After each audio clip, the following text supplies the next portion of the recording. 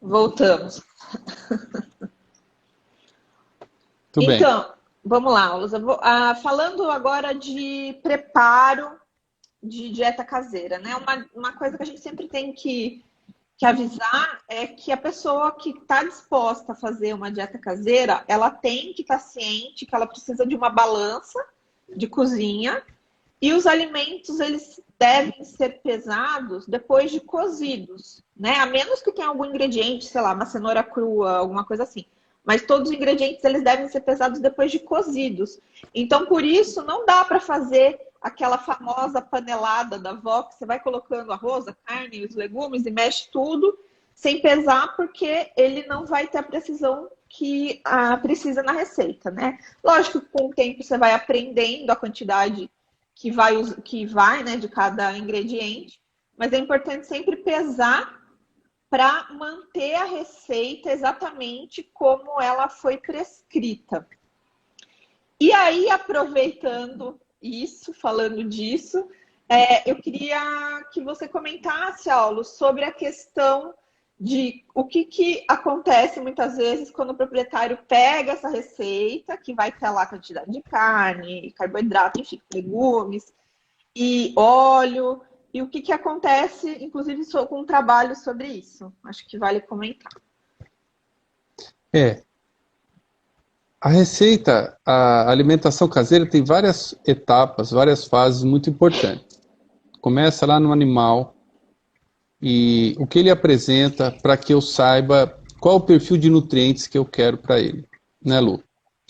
Então, muitas vezes, se o veterinário não sabe quanto de proteína, quanto de sódio, quanto de vitamina B do complexo B ele quer dar para o animal, ele não consegue fazer uma boa forma, uma boa dieta, porque ele sempre tem que ter por objetivos uma composição nutricional específica. Nosso serviço de nutrição clínica, a gente desenvolveu uma tabela do que é baixo, do que é médio, do que é alto. E podemos também, se o pessoal tiver interesse, disponibilizar para vocês. Vocês podem utilizar isso. Tá? E aí o segundo ponto é, dentro daquilo, saber se tem tudo. E esse é a primeira fragilidade, né? Cada vez mais nós vemos zootecnistas e veterinários se aperfeiçoando em nutrição, mas ainda são poucos. E mesmo, infelizmente, algumas fórmulas que vêm de pessoas que alegam esta habilitação, nós vemos que não estão boas. Isso nos preocupa. Mas, tendo uma receita em mãos, seja a sua, ou seja que você pegou em algum lugar confiável, né, por exemplo, para você empregar, vem a outra fragilidade, a segunda fragilidade da dieta caseira, que é quem prepara. Então você imagina que numa empresa de ração, todo funcionário é treinado. Então ele é treinado para fazer aquilo e ele atua naquilo como uma atividade profissional dele. Tudo é pesado em balanças, as balanças são geralmente aferidas a cada 3 ou 6 meses, com selo de Inmetro, com validação externa. É todo um procedimento para precisão. Auditável, A matéria-prima, né? a matéria-prima ela é analisada antes de ser empregada. A maior parte das empresas, pessoal, não sei se vocês sabem, ela tem equipamento, chama NIRS, um infravermelho próximo, que analisa a matéria-prima rapidamente antes de usar. Então ele já corrige a fórmula para que ela seja bem precisa. Então tanto a geração da fórmula quanto a aplicação da fórmula no ambiente industrial é muito padronizado. E em casa depende da pessoa. Se ela tem uma balança, já aumenta muito o risco, a chance de sucesso. Se ela mede a olho, é muito complicado. E nós temos um outro artigo que nós vamos disponibilizar para vocês, que esse é mais antigo, acho que ele é de 2014, que nós fizemos o seguinte. Então nós pegamos 60 pessoas que haviam recebido a dieta caseira balanceada pelo Serviço de Nutrição Clínica. Então nós tomamos todo o cuidado, né, para fazer um alimento que tivesse tudo que o animal queria, precisava, e além disso dentro do perfil que ele queria. Então, um exemplo que eu dou é do obeso. Então, por exemplo, havia algumas fórmulas para perda de peso, então fórmulas de alta fibra. As fontes de fibra que a gente emprega aqui no nosso serviço são farelo de trigo, brócolis, vagem, né? E aí tinha lá uma inclusão alta disso, bastante salada, né? Vamos dizer assim. O que acontece é que o cachorro às vezes gosta, às vezes não, ou enjoa. Aí ele começa a separar aquilo, ele não come mais. O que o propriamente ele mistura, assa, ou cria um jeito do animal ser obrigado a consumir. A maior parte deles deixa de fornecer. Aí você pergunta por quê? Ah, ele não gostava. Não é?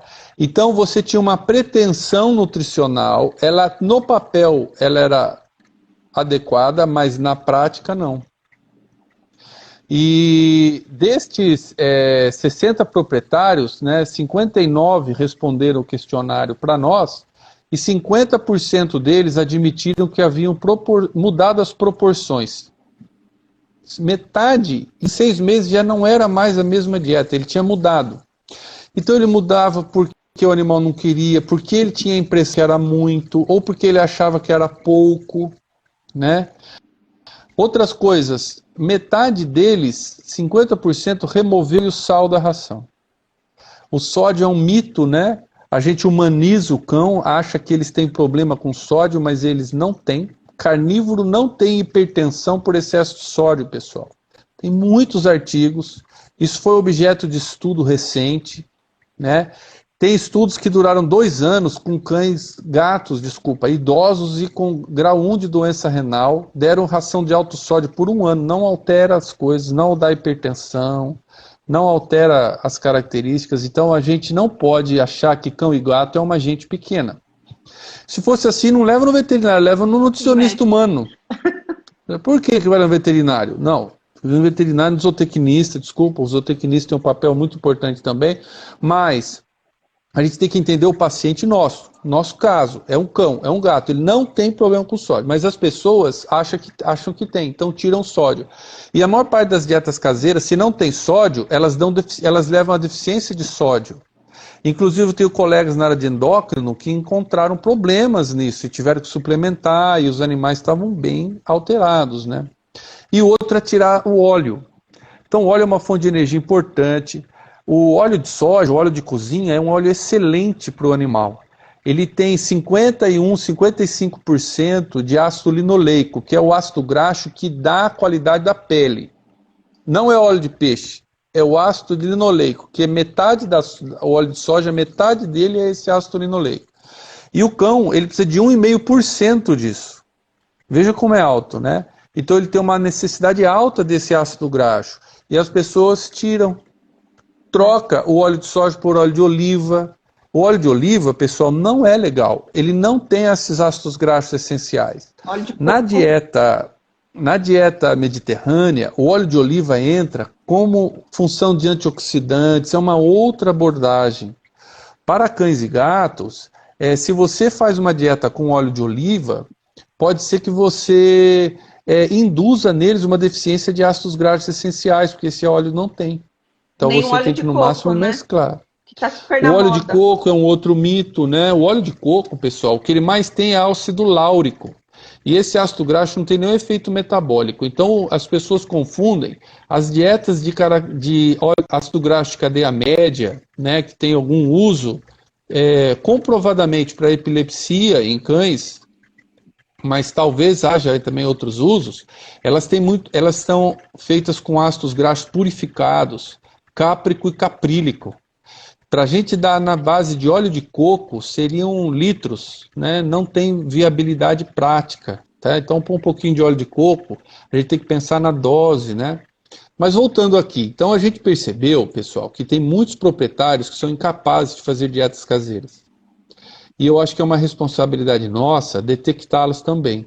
Quando nós estamos de frente de um proprietário um pouco confuso, muito teimoso, que você vê que o que você pede para fazer ele não faz, nós devemos nos preocupar que ele também não seja capaz de fazer a dieta caseira corretamente. E aí ele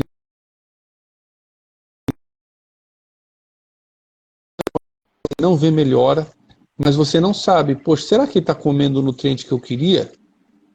Ou o proprietário mudou, a proteína hoje está mais alta do que era para ser, ou o fósforo está mais alto do que era para ser, ou a fibra está muito mais baixa do que eu formulei porque ele tirou uma matéria-prima.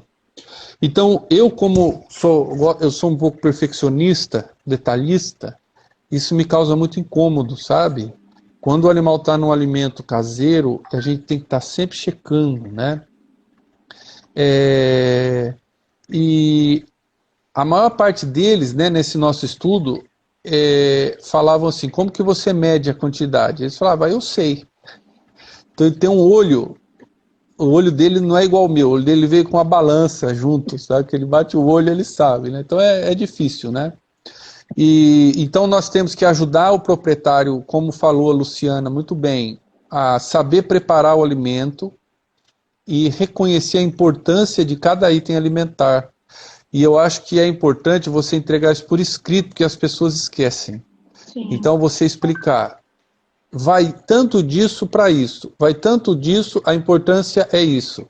Se você reduzir isso aqui, por exemplo, se você tirar as verduras, os legumes aqui, vai cair a fibra, então seu animal não vai perder peso. Se ele é diabético, vai interferir no controle glicêmico dele. O óleo é importante para a saúde da pele, né, para a função celular, e assim eu acho que é uma questão importante, que são essas substituições e omissões de ingredientes e alteração na sua quantidade. Então, havendo interesse, a gente pode disponibilizar esses 2 trabalhos que a gente fez, justamente com interesse, com o objetivo de entender isso de um ponto de vista mais técnico, para poder dividir com a comunidade, sim, né, de pessoas aí interessadas. Uhum. Assim, aproveitando, né, um pouco da minha experiência. Eu, quando faço dieta caseira, né, passo a receita, então, muitos proprietários, às vezes, querem, o animal tá saudável, ou tem alguma coisa que não é tão grave assim, e eles querem, muitas das vezes que eles querem alimentação caseira, é para poder variar, para poder trazer mais sabor, mais vontade para o animal comer. Então, o que eu faço? Eu não jamais prescrevo, olha, pode dar, sei lá, vamos supor, precisa dar 200 gramas de legumes e deixo aberto para o proprietário escolher. Precisa dar, sei lá, 100 gramas de carne. Ah, não, ele escolhe, pode ser bovino, frango. Eu sempre faço a receita sempre fechada, então, para o bovino, o que vai de legume, tal, e eu posso dar mais de uma receita. Então, ou ele vai usar aquela com bovino, ou ele vai usar com frango. Então, todas as opções são adequadamente formuladas. E depois que o proprietário começa a usar a dieta, ele entra em contato comigo para ver se o animal aceitou todos os ingredientes. Porque caso seja necessário, se alguma coisa ele não comeu e tudo mais, eu faço o ajuste, entendeu? Então, eu acho que isso é uma forma também de aumentar a eficiência, né, da prescrição. Essa é uma forma bem legal que a Lu falou, é uma forma muito correta. Então a pessoa pode já receber do nutricionista um conjunto de fórmulas. Quantas ele achar que ele gostaria de ter, para variar peixe, aves, carne, diferentes legumes. E existe uma outra alternativa, que é você formular com algumas combinações prévias dentro de alguns intervalos, que funcionaria. Mas você tem que simular isso no software de formulação e garantir que todas as combinações possíveis que ele venha a fazer dentro daqueles intervalos que você recomenda, garantam ainda a ingestão dos 43 nutrientes. E eu vi que houve aqui uma pessoa perguntando de variar grupos de alimentos, né? Então eu gostaria de reforçar, não é uma questão de ser chato ou inconveniente ou rigoroso, é que isso não funciona. Esse é um mito, pessoal. Então não é porque eu tenho uma dieta onde eu vario constantemente as fontes de carboidrato, as fontes de proteína, as fontes de gordura, que eu vou dar uma nutrição completa. Para uma ferramenta na nutrição humana para entender isso é a pirâmide alimentar, sabe, Lu? Então nós temos uma pirâmide e o ser humano mostra isso. Então nós temos que variar não dentro da mesma classe da pirâmide. Eu tenho que ter uma diversidade dentro dos degraus da pirâmide. E a pirâmide, ela também implica nas proporções, aquilo que é mais, aquilo que é médio e a da pirâmide que é menos, né? E essa pirâmide é uma ferramenta muito boa para a nutrição humana, para informar as pessoas e como elas devem se alimentar. Então eu não posso pegar, por exemplo, um item da pirâmide que é ovo, que está lá em cima, e querer viver de ovo, certo? Vai me dar uma série de problemas. E aí o que é só que é importante a gente na veterinária, patamares da pirâmide. Então na base da pirâmide alimentar humana está a água. Para cães e gatos também. É o nutriente que a gente mais precisa e às vezes ele é esquecido. Segundo, está os carboidratos, que são uma fonte para o ser humano de energia. Para cão e gato, virtualmente não existe. Ele tem ou não tem? Porque não existe uma demanda de carboidrato. Gato pode viver, cão pode viver sem carboidrato. Inclusive, isso não causa indução de cetogênese neles. Como carnívoros, né, na nutrição humana, se eu tiro carboidrato, eu crio uma dieta cetogênica. Não tiro, se eu ponho ele bem baixo, já gera cetogênese. E no cão e no gato, não. E eu tenho depois, no cão, no gato, o mais importante seria a proteína, que seria o andar da pirâmide mais alto. Depois, as gorduras. Os carboidratos são muito importantes para algumas doenças. Por exemplo, se eu tenho um doente renal que eu não posso dar proteína, que forma de energia eu vou dar para ele? Amido. Então, quem mantém a longevidade de um doente renal é o amido. Então, para ele, essa base é importante. Mas depois, a gente tem os ácidos graxos, os minerais e as vitaminas. E é isso que nós temos que ter a flexibilidade e o conhecimento. Eu tenho que ter ingredientes ou alimentos de todas as categorias da pirâmide alimentar. E nós vemos a pessoa variando grupos dentro da mesma categoria. Isso geralmente não corrige as deficiências. Então eu até posso ter uma fórmula que engloba várias possibilidades em cada andar de proteína, gordura, ácidos graxos, vitaminas, mas eu tenho que ter ingredientes para todos esses andares da pirâmide alimentar. E aquele ápice da pirâmide, que são os minerais e as vitaminas, eu não tenho ingredientes na nutrição humana, né, Luciana? É o que nós viemos falando. Eu não tenho as vísceras e os ossos. Isso. Então é onde o suplemento, ele complementa aquele piramidezinha.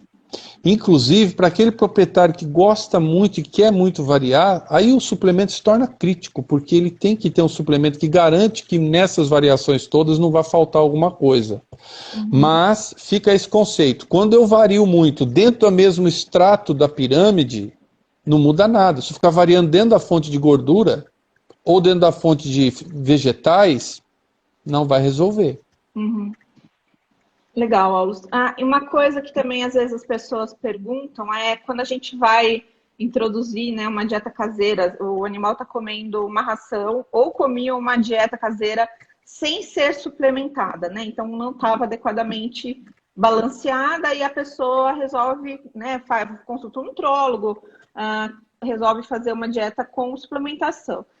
O importante, assim, também a nossa experiência e recomendação, né? Se o animal é saudável e já comia uma dieta caseira, não precisa ter uma adaptação. Você já pode começar com a quantidade do suplemento total de uma vez. Se o animal comia ração ou se o animal tem alguma doença, né, alguma enfermidade, principalmente alguma associada com o sistema digestório, então o animal tinha vômito, diarreia, gases, a recomendação é que ao introduzir um suplemento vitamínico mineral, que seja gradual, pelo menos ao longo de 5 dias. Então, no primeiro dia usa 20% só da quantidade prescrita, 40%, 60%, 80%, e só no quinto dia começa com a quantidade total, porque tem alguns animais que podem amolecer as fezes, pode ter diarreia e pode ter vômito, se a introdução é brusca. Então, é importante deixar isso claro, porque é necessário para alguns pacientes, de fato, fazer a introdução gradual. Outro ponto, Aulus, por que o Complete a gente indica para cão e para gato? Então, é uma dúvida também como que serve para as duas espécies. É a forma como ele foi balanceado, porque para a maior parte dos nutrientes, quando se compara cão e gato, o gato necessita mais. Mas não para tudo. Existem alguns nutrientes que o cão necessita em maior quantidade do que o gato. Agora, existe uma plasticidade na nutrição. Então, o que é adequado ali como minimamente adequado ou suficiente é muito distante daquilo que poderia causar uma intoxicação ou vir a fazer mal. Então, esse suplemento Complete, ele foi feito da seguinte forma. Onde o cão é mais exigente, ele tem para o cão, e aí para o gato sobra um pouco. Onde o gato é mais, no nutriente para o qual o gato é mais exigente, necessita mais, ele atende a necessidade do felino, e aí para o cão sobra um pouco. E tem um nutriente ali que é só exigido por felinos, que é a taurina, mas a presença dele não causa nenhum inconveniente, ele não faz mal, então pode ser empregado. E mesmo algumas formas para cães, principalmente para cães cardiopatas, ele é usado como nutracêutico, né, a taurina. Então, ela estaria mais ali para o cão, mas não causaria nenhum problema. Legal. Bom, agora a gente vai falar um pouquinho da importância da formulação mesmo de dieta caseira. Então, uma primeira pergunta é, que a gente vê muitas vezes o nutrólogo, né, veterinário, zootecnista,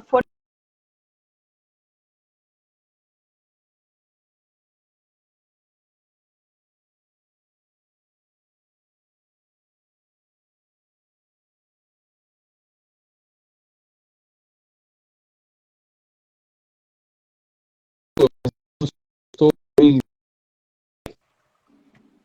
Oi, cortou? Agora voltou. Não sei se foi a conexão ou a minha, mas cortou, eu não ouvi. Cortou? Não, eu parei também de falar a hora que sumiu. Então, a questão da inclusão do suplemento formulado, e não simplesmente formular uma dieta com os macroingredientes, né, com a fonte de proteína, carboidrato, legume, e só adicionar o suplemento de acordo com o rótulo de cada produto, né? Como é importante a gente considerar o suplemento vitamínico mineral na fórmula para definir qual é a quantidade que vai.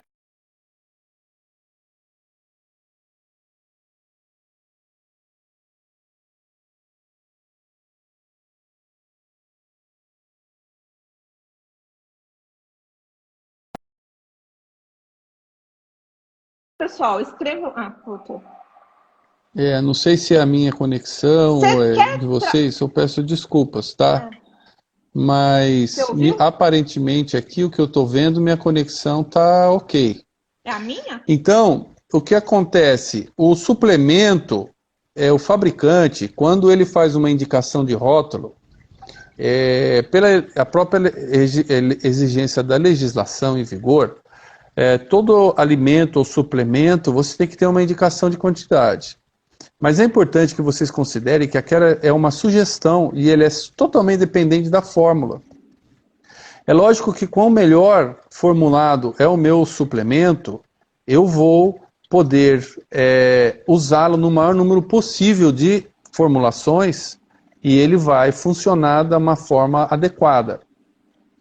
Mas a gente encontra lá 0,5%, 1%, 2%, aquilo é só uma referência. Geralmente, quando o Complete, por exemplo, quando a gente formula, a gente usa bastante ele aqui no nosso hospital. Quando a gente formula as rações com ele, dificilmente a gente usa mais que 1,5%, porque ele já atende às necessidades. Agora, algumas fórmulas poderão necessitar de mais, né? E eu acho que isso justifica a importância do veterinário ter um parceiro nutrólogo ou nutricionista. E a gente torce, né, para essa especialidade, a nutrição veterinária, crescer cada vez mais. E eu faço aqui um convite. Nós, para isso, criamos, já tem 2 anos, a Sociedade Brasileira de Nutrologia e Nutrição de Cães e Gatos.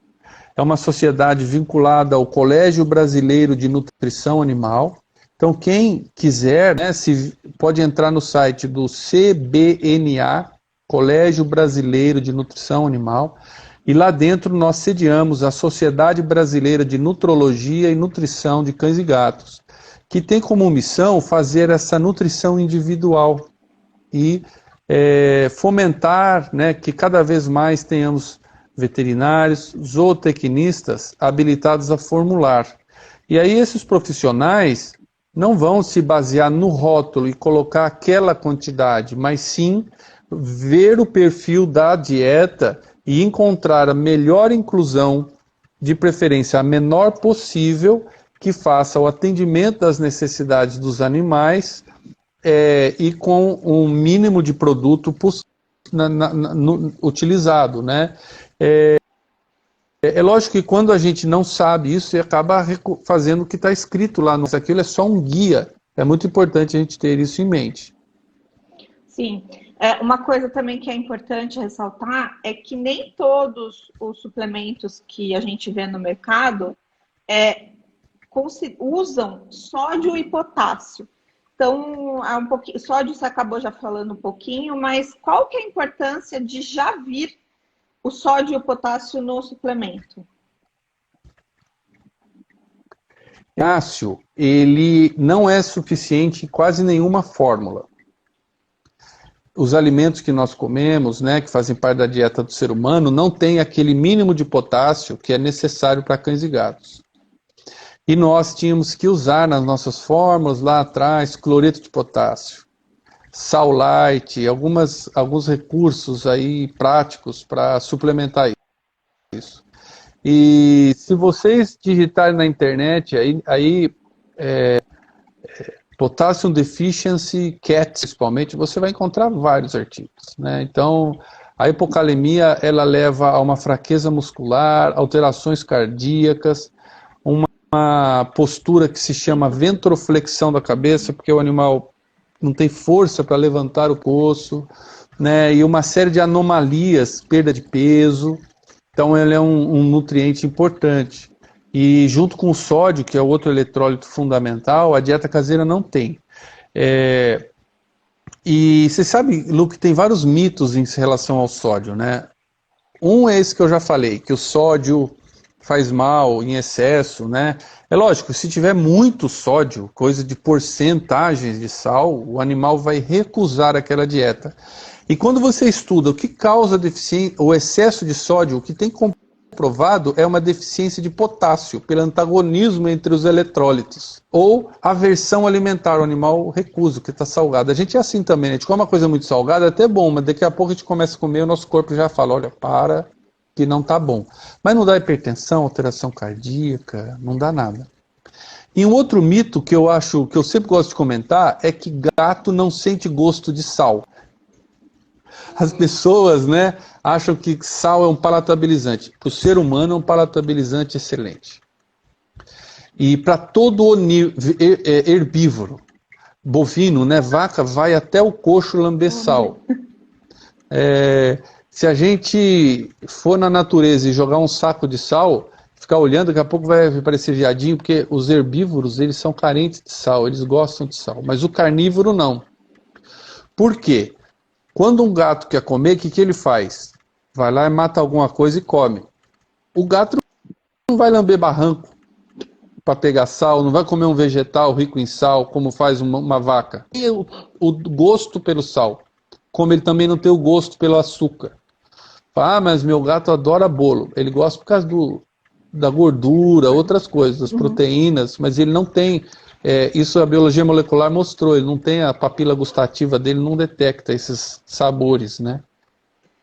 E também eu acho que é importante, Aulos, porque assim, justamente porque os proprietários têm a tendência a tirar o sódio, a tirar o sal, a partir do momento que ele não está presente no suplemento, então você passa essa tarefa de adicionar o sal na lista de ingredientes. Fica mais fácil o proprietário simplesmente não colocar. Então, eu acho que ter o sódio e o potássio é fundamental, porque senão são dois nutrientes que eles têm que ser adicionados na receita e que correm o risco sério do proprietário não usar. Então, acho que isso também vale lembrar isso. A gente não pode esquecer que a gente está lidando com gente, né? Quem vai receber a alimentação, os animais precisam, tem uma pessoa aí no meio do caminho, né? Bom, vamos dar sequência aqui, Aulus. Em relação, você já comentou um pouquinho, você falou do trabalho das receitas de internet, mas acho que vale a pena aqui ressaltar, porque hoje a gente vê muita site oferecendo curso de nutrição, né? Coisas assim, aula online, coisas assim que você faz um curso curto e muitas vezes já estão habilitados a formular, ou então para proprietários que querem começar a produzir alimento natural como forma de ganhar algum dinheiro e se baseiam nessas receitas de internet. E aí eu queria que você falasse um pouquinho, explicar os riscos, né, desse tipo de comportamento. Quem gosta deste assunto, naquele artigo nosso, tem muita coisa. Então nós vimos, dentre outras situações, por exemplo, que de cães nós reunimos para análise 82 dietas, né? E aí quando nós vimos, por exemplo, o teor de cálcio, 73% delas eram deficientes em cálcio. Então é a grande maioria, né? 3/4 delas eram pobres em cálcio. E, em média, as dietas que eram deficientes em cálcio só forneciam 20% do necessário. Então, faltava 80%. É uma diferença muito grande. Escreve um outro mineral que nos chamou a atenção, aqui é o cobre. 85% das dietas eram deficientes em cobre. E elas forneciam, em média, só 35%. Faltava 2/3 do mínimo em cobre. Zinco. 75% das dietas eram deficientes em zinco e também 36% de fornecimento, ou seja, daquelas que não tinham toda a necessidade, elas só cumpriam em média 36%. E o mesmo para vitaminas, né? Duas das vitaminas têm uma particularidade em cães e gatos. A vitamina D, ela tem uma particularidade metabólica tanto no cão quanto no gato, que os vegetarianos, os herbívoros, e os onívoros, eles sintetizam a vitamina D na pele. Então é o caso do ser humano. Se nós tomarmos sol, a nossa pele sintetiza a vitamina D. Então a vitamina D da nossa dieta é simplesmente necessário para complementar aquela que vem da pele. E o cão e o gato, eles não sintetizam nada na pele. Então a dieta deles, toda a vitamina D deles vem da dieta. A síntese cutânea é mínima.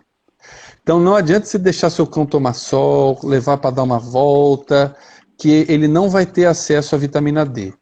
Com isso, o que é suficiente em vitamina D para uma pessoa na dieta é muito menos do que é necessário para um cão e para um gato. E em relação à vitamina A particularidade é só do felino. O gato, ele não converte beta-caroteno em retinol. Então, quando você pega uma tabela de nutrientes, por exemplo, você vê lá TACO, Tabela Brasileira de Composição de Alimentos. Então, você vê ali quanto de vitamina A tem a cenoura, e tem um valor ali, cenoura, pimentão, pimenta, mamão, tudo tem vitamina A. Só que, em realidade, aquilo é um equivalente retinol. O vegetal só tem beta-caroteno. Ele não tem nada de retinol. Então, para o gato, o vegetal é 0 em vitamina A. Cenoura. Não tem nada. Pode dar. Todo vegetal. Então, não estou dizendo que cenoura não tem utilidade na alimentação de gato. Tem, como fonte de fibra. Mas não como fonte de vitamina A. Então, ele precisa de fígado. Ou outras vísceras. Mas eu não vou dar fígado para o meu animal. Então tem que ter um suplemento. Né? Então cai de novo na estruturação dos alimentos. E aí nós vimos que das vitaminas chamou-nos a atenção a riboflavina, 67% das dietas deficientes. A vitamina E, 83% das dietas que a gente pegou dessas fórmulas genéricas eram deficientes. E colina, 85% das fórmulas eram deficientes nessas vitaminas, né? Então, Esses são todos riscos alimentares. E aí eu convido vocês a estudarem esses nutrientes e verem que o que eles fazem são coisas horríveis, pessoal. São estudos da década de 20, 30, onde o ser humano se permitia expor o animal a deficiências nutricionais. Hoje não tem mais estudos assim. Então você fazia uma dieta sem essas vitaminas e o cão ficava num estado de perfeita miséria, morrendo de N coisas. E às vezes vale a pena, por respeito aos animais, retornar àqueles estudos, entender a importância de cada um desses nutrientes e repensar a nossa mente. O que importa é o nutriente e a minha responsabilidade é que ele seja fornecido para o animal. Sim. Maravilha, Luz. E agora vamos falar um pouquinho sobre mitos que a gente tem aí na nutrição de cães e gatos, né? Tem vários, a gente separou alguns aqui que são bem importantes. O primeiro que eu gostaria de abordar é sobre o sal, né? Então a gente já falou um pouco, mas acho que ainda a gente pode falar mais um pouquinho. Eu vejo hoje muita gente, muito nutrólogo, ou mesmo proprietário, querendo usar sal do Himalaia, usar sal gourmetizado, sais gourmetizados, vamos dizer assim. Como se o sal de cozinha fosse ruim, enfim. Eu queria que você falasse um pouquinho sobre isso. Eu sou um pouco pragmático, porque eu fui treinado para ser pesquisador, né? É a minha função pública. Então, o que importa ali é o cloreto de sódio e que ele esteja numa forma biodisponível. O sal é um nutriente importante. É interessante que o carnívoro precisa de muito pouco sal, menos que o homem. E tolera um monte de sal, muito mais que o homem. Outra coisa, nem na doença cardíaca a gente deve restringir muito o sal. Se você conversa com um bom cardiologista atualizado, ele vai falar para vocês que a dieta para doença cardíaca, ela tem uma quantidade moderada de sódio, porque hoje ela é tratada com natriuréticos.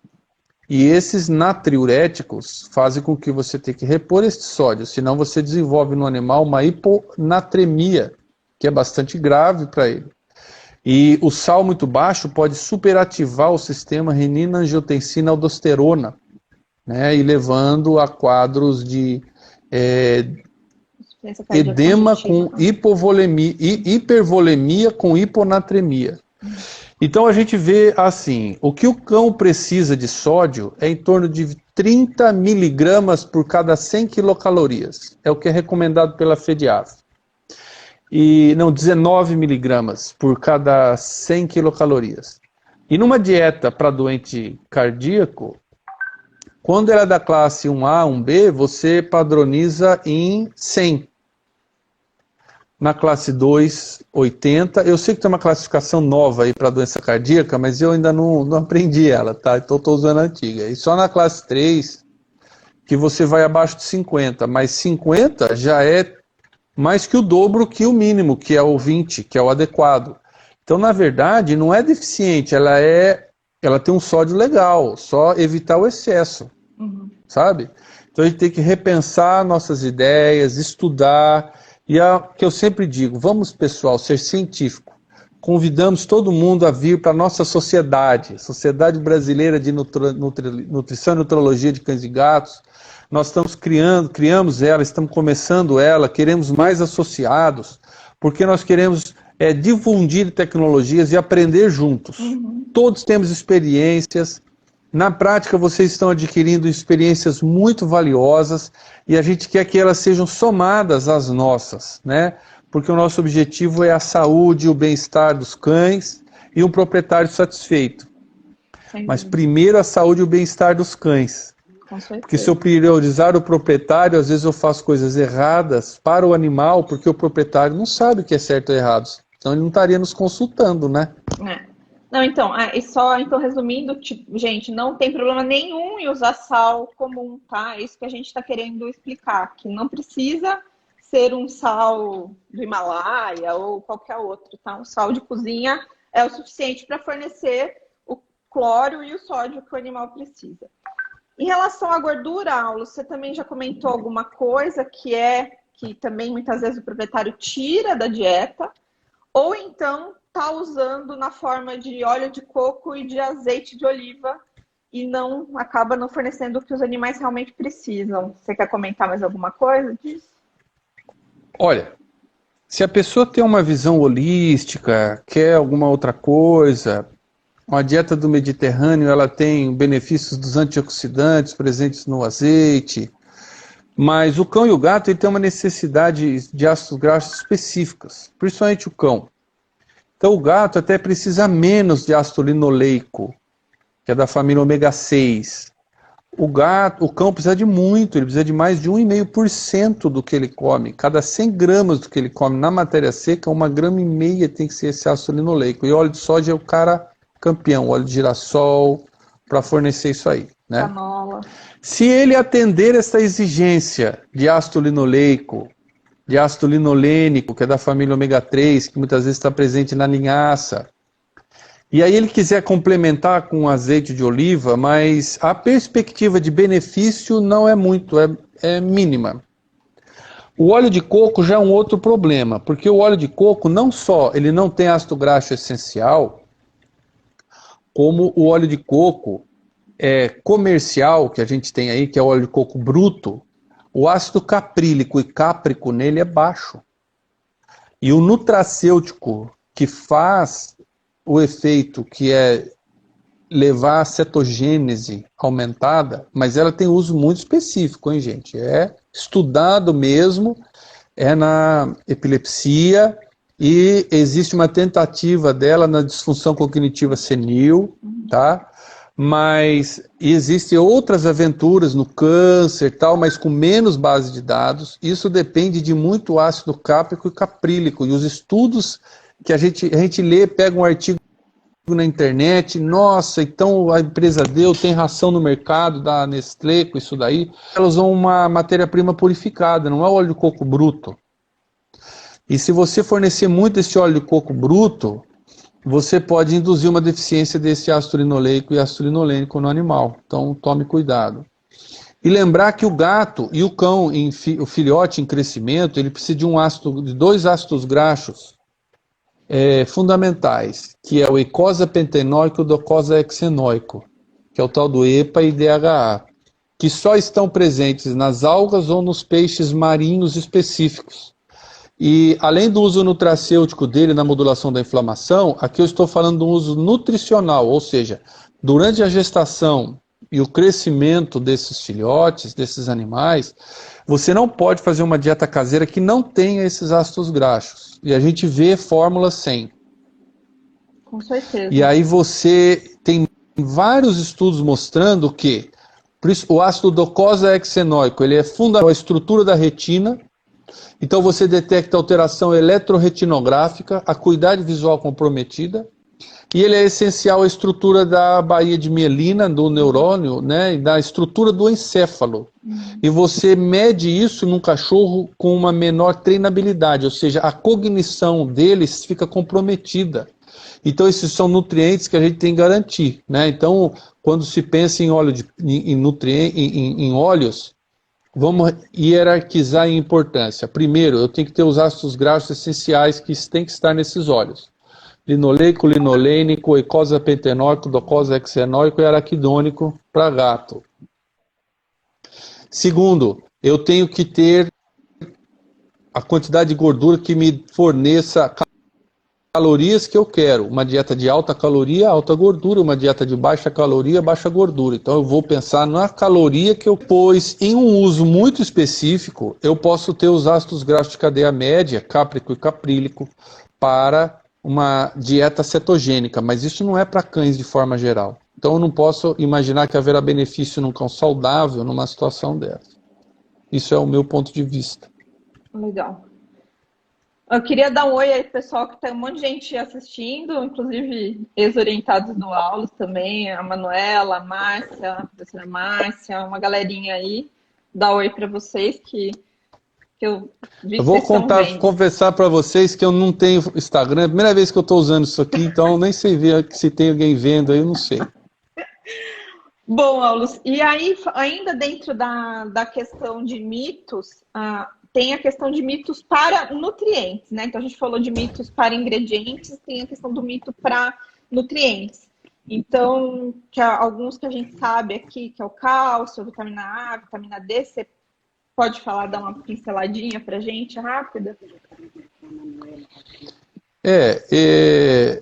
Primeiro eu queria dar um abraço aí, né, Lu, para todo mundo que você está dizendo que está aí. Fico bastante feliz. Eu estou vendo aqui que tem 108 pessoas, bem legal, né? Uma conversa está sendo assim, muito boa, feliz, né? Apesar de eu não usar essa tecnologia aqui, eu estou vendo que é bem legal, assim, né? Uhum. Então, eu não sei, Lu, sabe? Eu acho que a gente tem que... a mensagem é ser científico, sabe? E a gente vê que, às vezes, o que a gente pensa não corresponde à realidade, né? E as diferentes áreas do conhecimento, elas têm seus diferentes desafios, né? Então, eu lembro de uma professora que até a Lu conhece bem, que ela fez uma parte do doutorado dela lá, que é a Ellen Kinsey, lá da Alemanha, né? Ela mexe bastante com essa parte de dietas caseiras, né? E ela fez um estudo com um psicólogo, tentando entender as especialidades veterinárias, na opinião de outros veterinários e dos proprietários, né? Então eles detectaram uma coisa interessante, que, por exemplo, você pede um cardiologista, um cirurgião, um neurologista, é tão complicado aquele negócio, você não entende aquilo, que esses profissionais acabam tendo um certo respaldo, as pessoas optam por acreditar, sabe? Então o proprietário acredita, o colega veterinário acredita. Enquanto a especialidade de nutrição, infelizmente, temos essa questão, né? Como é muito cultural comida, a pessoa, no meio da consulta, vem com a avó. Fala, não, mas minha avó me falou que o que você está falando não é bem assim, né? Minha avó usava alho e dava alho para o cachorro e olha, o cachorro viveu 20 anos. Então, a gente sofre muito, porque, como tem um aspecto cultural, a maior parte das pessoas acham que sabem, e a respeitabilidade, ela cria um ranking assim, né? Na nutrição, ela é lá embaixo, né? Então, eu acho que o que nós devemos como profissionais é ler muito, né? E nós vamos descobrir que tem muito pouca informação. Né? E principalmente quanto a alimento. Então existe uma tradição de informação que ela é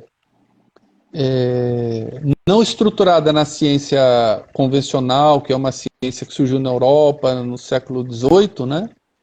Que é na medicina tradicional chinesa, por exemplo, que eu acredito e respeito, e ela usa alimentos, usa essas coisas, né? Mas a gente não pode transferir diretamente para o animal de forma alguma, né?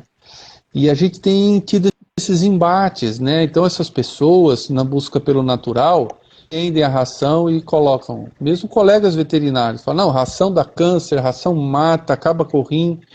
E aí entram com alimentos, entram com abordagens filosóficas, e eu as respeito e acho que elas têm seu papel, desde que, isso é que é importante, desde que o que a ciência demonstra cabalmente não seja esquecido.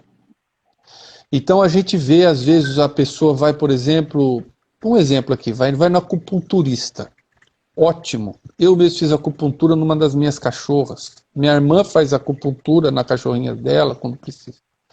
Mas o acupunturista vem numa visão holística e resolve tirar a ração para entrar com os alimentos específicos. Só que ele não conhece nutriente e não usa alimentos que foram validados no cão, não sabe se no cão é aquilo. E aqui no nosso hospital a gente pega animais que se deterioram muito nessas condutas. Então ele era um doente renal estável, de repente ele chega aqui, ele está hipertenso, a proteinúria aumentou, o fósforo disparou, sabe? E eu acho isso muito perigoso, muito perigoso. E infelizmente, a maior parte das vezes a deficiência nutricional demora meses a anos para se manifestar. E a pessoa vai mudando no caminho, então ela não está vendo. Então ela mantém uma nutrição subótima, comprometendo cronicamente o bem-estar do animal, e às vezes ela não se apercebe disso, né? Isso eu acho preocupante. Não, eu também, o que eu vejo muito é assim, eu acho que essa visão holística aí de alguns alimentos, nutracêuticos, enfim, eu acho que tem coisa que de fato é bem interessante. A questão é que eu também vejo muito isso, a formulação, ela não faz a lição de casa. Então, ela não está balanceada, e aí usar nutracêuticos, alimentos funcionais, coisas assim, seria até interessante, mas a gente tem que partir do princípio que a dieta está bem formulada. Porque se ela não está bem formulada, não adianta eu ficar acrescentando outras coisas e estou pecando no básico, que é o fornecimento de nutrientes essenciais. Então, eu acho que assim, pode ser útil, mas vamos cumprir, vamos fazer a tarefa de casa, né? Dar o essencial. Então, eu acho que Por é exemplo, importante a eu gente... comentei que riboflavina tem incidência altíssima de deficiência. Pegue os trabalhos para ver o quão miserável fica um cão que não come riboflavina. São muitas doenças de pele, nos rins, são várias alterações metabólicas graves que são descritas. Aí eu pergunto, quanto de riboflavina tem a sua dieta? Ah, você recomenda essa dieta? Quanto ela tem? Não sei, então não dá. Entendeu? Uhum. Esse é o exemplo que eu gosto de dar. Não, com certeza. Bom, vamos aqui. A gente também já começou a falar um pouquinho, Acho mas que também já foi quase 2 horas, né, Lúcio? Que o pessoal deve estar também bem cansado já. Por mim, vamos tudo bem. fazer. Não, tá sendo legal. Vamos para as últimas perguntas aqui, Elos. Aí vamos responder mais certinho para não precisar encerrar a live no meio. Em relação aos alimentos proibidos, o pessoal, a gente sabe que tem os que são conhecidos, mas o pessoal inventa mais milhões de ingredientes com proibido. Você pode falar um pouquinho pra gente? Existe uma publicação A FEDIAF tem. do FEDIAF, é a Associação Europeia de Nutrição, chama Uhum. FEDIAF. E se vocês forem lá no site do Colégio Brasileiro de Nutrição Animal, ela tem em português de graça. Achem lá. E essa federação, então, ela tem um material muito legal. Ali eu chamo a atenção duas coisas para vocês, que não são nutricionistas mesmo. Um é essa lista de coisas proibidas, e outra é uma classificação das reações adversas ao alimento. Ela é muito boa, melhor que a maior parte dos livros que tem aí mesmo de dermatologia. Ela não entra na patogenia, mas ela descreve que existe uma miríade de reações adversas. E nós só lembramos da hipersensibilidade alimentar imunomediada, mas ela é só uma delas. Mas falando dos alimentos proibidos, pessoal, isso aí é cebola, alho, chocolate e uva. Não significa que não haja outros, mas descritos cientificamente, controladamente, que olha, fez mal e eu entendi o que ocorreu no animal, cebola, alho, chocolate e uva. Uva é o mais nublado, porque existem muitos relatos de insuficiência renal aguda com morte irreversível, mas não se achou até hoje o agente patogênico. Como existem cães que comem uva passa de monte, também não tem nada. Então a gente não sabe, é uma coisa meio estranha. Com certeza, não é um alimento que é necessário fornecer, então não forneça uva passa, cebola, alho e chocolate. O chocolate, a toxicidade dele está relacionada ao teor de metilxantinas. Então, o chocolate amargo, aquele 70%, riquíssimo em metilxantina, aquilo é bastante tóxico. Já o chocolate branco, ele praticamente não tem metilxantinas, é mais gordura e açúcar, né? Então a gente tem que estudar isso. Todos esses detalhes estão lá. Então, se vocês forem no CBNA, Colégio Brasileiro de Nutrição Animal, fizerem o download, tem lá explicação, dose tóxica, histórico, é bem legal. A gente pode disponibilizar também pelo e-mail o manual do FEDIAF. O pessoal está perguntando, várias pessoas perguntaram doses de alguns nutrientes, Então, eu acho legal que lá tem tudo isso em dose, tá? Tanto por quilo, quanto se for na matéria seca, enfim. A gente pode também disponibilizar. Em relação, Aulos, a outros alimentos que a gente escuta falar que são um problema, mas na verdade não são problema, que nem abacate, frutas cítricas, enfim, tem uma infinidade. Pessoal, acho que a gente tem que ser bem técnico, né? Eu gosto de brincar, e lógico que não é assim, um exagero, né? Mas o cachorro come carne podre, né? Que ele enterra, depois come, né? E não passa mal. A gente se come uma comida mais ou menos já, né? Então, coisas que nós toleramos, fora essas da lista aqui, é uma coisa improvável. Fruta cítrica, por exemplo. No nosso laboratório, nós estamos para a terceira tese com polpa de laranja. E nós estamos concluindo que ela é uma excelente fibra. E hoje nós estamos estudando o efeito pré-biótico dela, poxa. Nós estamos vendo o efeito dela na imunidade, na microbiota do animal. Não, micróbio não, desculpa. Nós estamos vendo na imunidade, nos produtos de fermentação, na saúde intestinal, né? E nós já chegamos a dar, acho que 12% de polpa cítrica, né? E o animal tolera super bem. Eu acho que tomate, tem estudos com tomate como fonte de fibra, fonte de licopeno na nutrição do cão. Então, a gente precisa ser técnico, científico, como que eu digo, né? Então, hoje não é difícil, pessoal. Hoje em dia a internet pode ser um grande perigo. Todo clínico, todo mundo que está na linha de frente sofre com a internet, que o proprietário vai lá, acha coisas na cabeça dele, de sites incorretos, e vem com aquelas loucuras. Mas existe o Google Acadêmico, ele é de graça. Então, se você vai lá no Google Acadêmico, você digita lá, Google Acadêmico, você entra lá, aí tem uma busca avançada, você coloca dog e pega o nome científico do tomate lá, põe lá e vê o que tem. Se é tóxico, vai aparecer lá algum estudo que mostrou a toxicidade. Se não, muito raramente só você sabe que aquilo é tóxico, né? E nunca ninguém percebeu. Então aqui a gente tem que ser mais pragmático, né? Acho que para finalizar, aulas, acho que só é importante deixar uma mensagem assim do tipo que tem muitos ingredientes, mas que principalmente, né, se a gente fala de nutriente, a gente precisa entender que tem que ter uma quantidade, né? Tem que estar relacionado com a dose para trazer um benefício. Não basta ter uma pitada de alguma coisa numa dieta, porque aquela coisa é boa, que você comentou, do azeite de oliva. Eu vou usar um fio de azeite de oliva e achar que aquele fio de azeite de oliva vai resolver todos os problemas de antioxidantes do animal. Ou eu vou colocar 2 mirtilos, fruta vermelha e vai achar que está fornecendo a antocianina, alguma coisa assim. Eu acho que isso, como mensagem final. A mensagem mais que eu gostaria de dar é o convite a vocês irem fazer parte do nosso colégio. A gente está se esforçando, gastando um tempo para isso, sabe? Existem hoje nutricionistas aí para vocês já procurarem e ajudarem vocês. Usem a nutrição como uma especialidade da mesma forma que vocês usam a cirurgia, a anestesia, né, a cardiologia, a endocrinologia. Então nós temos aí a Manuela, a Vanessa, a Luciana, a Raquel Labres lá do Sul, a Vivian, o Márcio Bruneto, a professora Márcia Gomes, formando muitas boas pessoas lá na USP.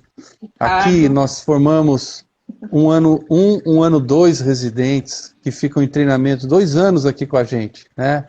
Porque não é uma tarefa fácil, pessoal. É uma especialidade que você demora aí 2 a 3 anos para formar-se, né? Você estudar todos os nutrientes, estudar os ingredientes, saber utilizar isso da forma correta. E se a gente for priorizar, é o que eu digo. Qual é o ponto de partida para a dieta ser boa? Eu tenho que saber dos 43 nutrientes, quanto tem que ter de cada um deles. Como a Lu falou, ele tem que estar lá nessa quantidade. Primeiro eu tenho que ter isso escrito. Depois eu vou para os... Que alimentos eu vou empregar e em que proporção para que eles estejam lá. Né? Depois, se houver possível, a gente faz algum benefício extra com algum nutracêutico. Eu acho que esta é a rotina que vocês deveriam sempre ter em mente e sempre fazer. Muito obrigado, viu? Gostei demais desse bate